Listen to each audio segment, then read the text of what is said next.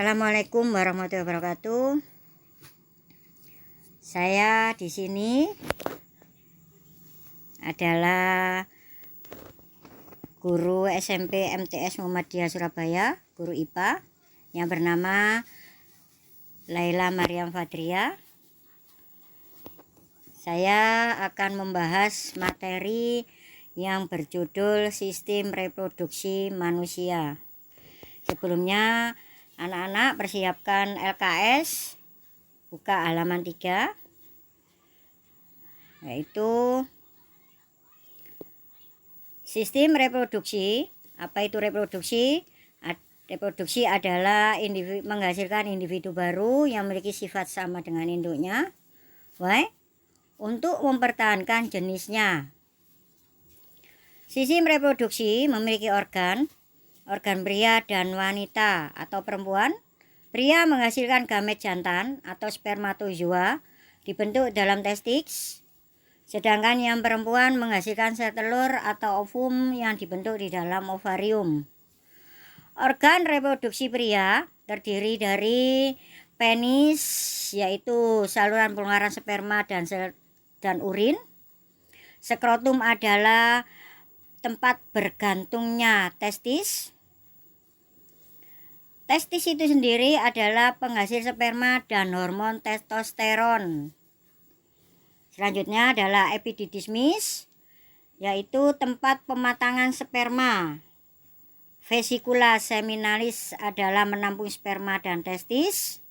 Kelenjar prostat adalah melindungi sperma. Next, selanjutnya reproduksi pria selanjutnya adalah uretra, yaitu keluarnya sperma dan urin atau saluran sperma dan urin. Vas deferens adalah saluran yang menghubungkan antara uretra dan epididismis. Selanjutnya adalah kelenjar Kupfer, di mana kelenjar Kupfer adalah menghasilkan lendir dan bersifat basah. Next. Yang kedua, organ reproduksi perempuan yang terdiri dari ovarium, yaitu menghasilkan sel telur atau ovum. Selain menghasilkan sel telur dan ovum, menghasilkan hormon estrogen dan progesteron. Yang kedua, tuba falopi atau oviduk menyalurkan sel telur ke uterus. Yang ketiga adalah uterus atau rahim adalah tempat berkembangnya embrio. Infundibulum adalah pangkal dari tuba falopi. Yang kelima adalah endometrium, meluruhnya saat menstruasi. Yang terakhir vagina, yaitu keluarnya bayi dan proses kelahiran. Pembentukan sel kelamin itu dibagi dua, fertilisasi di sana sendiri, spermatogenesis dan oogenesis. Spermatogenesis terjadi dalam testis. Spermatogenesis bersifat diploid, berjumlah banyak. Spermatogenesis menjadi spermatosis primer, dan setelah itu spermatosis sekunder, sehingga menghasilkan sperma. Pembentukan oogenesis terjadi di dalam ovarium, sama bersifat diploid, berjumlah banyak, mitosis, berkembang menjadi oosit primer, oogonium itu. Selain oosit primer akan membentuk oosit sekunder. Next. Fertilisasi adalah peleburan sel telur oleh sel sperma. Setelah terjadi fertilisasi, sel telur akan dibuahi menjadi embrio. Setelah 5 hari, embrio bergerak dari oviduk menuju uterus. Setelah itu, embrio akan menempel pada dinding uterus. Proses fertilisasi selanjutnya adalah embrio berkembang selama 40 minggu untuk menjadi bayi. Selanjutnya, perkembangan embrio. Pembuahan didahului oleh peristiwa ovulasi, yaitu lepasnya sel telur yang masak dari ovarium. apabila sperma bertemu dengan ovum, terjadilah pembuahan, dan pembuahan ini terjadi di dalam oviduk.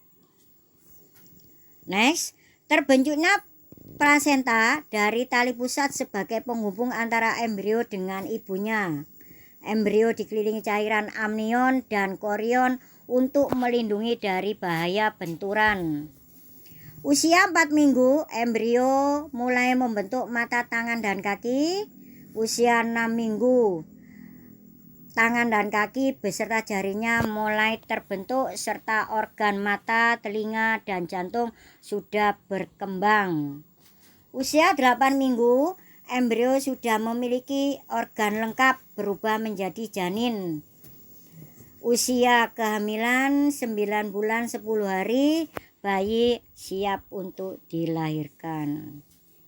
Menstruasi adalah pecahnya sel telur dari ovum, pecahnya sel telur dari ovarium, tidak digunakan lagi, tidak dibuahi, sehingga terbentuknya menstruasi. Penyakit reproduksi, sistem reproduksi, yang pertama adalah sifilis, bakteri, penyebabnya bakteri Treponema pallidum. Yang kedua adalah herpes genital, virus herpes simplex serotype. Yang ketiga adalah gonorrhea atau kencing nanah melalui hubungan seksual. Itu. Yang keempat, kanker ovarium, biasanya pada wanita yang melahirkan anak pertama pada usia di atas 35 tahun. Sedangkan yang kelima adalah kelenjar prostat, penyakit kanker yang menyerang kelenjar prostat, di mana sel-sel kelenjar prostat tumbuh secara abnormal. Ini biasanya kelenjar seks pada pria yang berukuran sangat kecil. Demikian anak-anak pembahasan dari saya. Kurang jelasnya nanti kalian bisa membaca lagi di LKS halaman 3 dan sampai halaman 14. Untuk tugas selanjutnya yaitu mengerjakan LKS IPA kelas 9 halaman 10 sampai 14, uji kompetensi A, B, dan C. Demikianlah saya akhiri. Nun kolam ya masurun. Assalamualaikum warahmatullahi wabarakatuh.